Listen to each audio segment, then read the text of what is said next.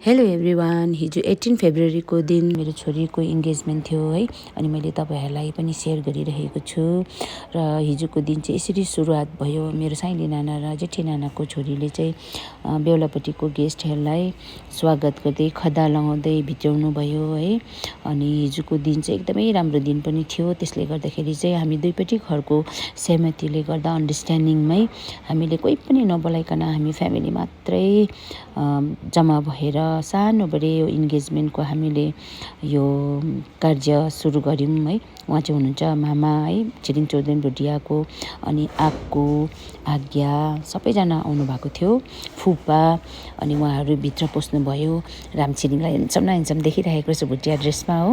अन्त मैले यस्तो खिचिदिइहालेको, अन्त त्यहाँबाट ऊ पनि भित्र गयो र मेरो छोरीलाई चिनाउँदै सबैजनालाई ढोक गर्दै आशीर्वाद लिँदै मेरो छोरीले अनि आज्ञाहरूलाई फुपाहरूलाई आशीर्वाद लिँदै हिजोको दिन चाहिँ यसरी सुरुवात भयो है।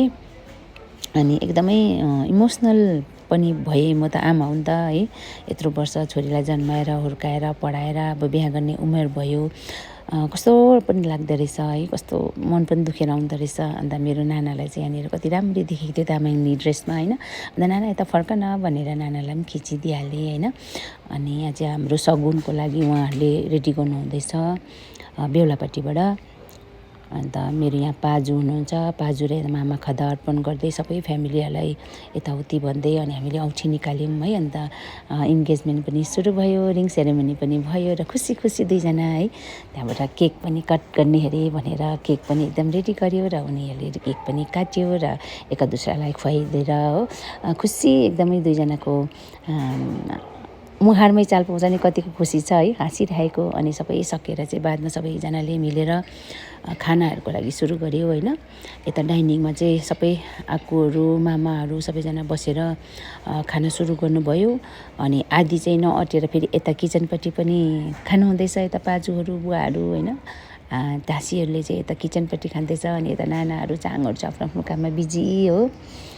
अन्त हिजोको दिन चाहिँ एकदमै खुसीको दिन थियो हाम्रो घरमा। अनि मेरो छोरीको बिहाको भिडियो पनि छिटै नै अपलोड गरेर तपाईँहरूलाई देखाउने छु है। यो भिडियो मार्फत नै तपाईँहरू सबैले मिलेर आशीर्वाद दिनुहोला मेरो छोरी ज्वाइँलाई। यति भन्दै मेरो यो भिडियो समाप्त गर्नेछु। Thank you for watching.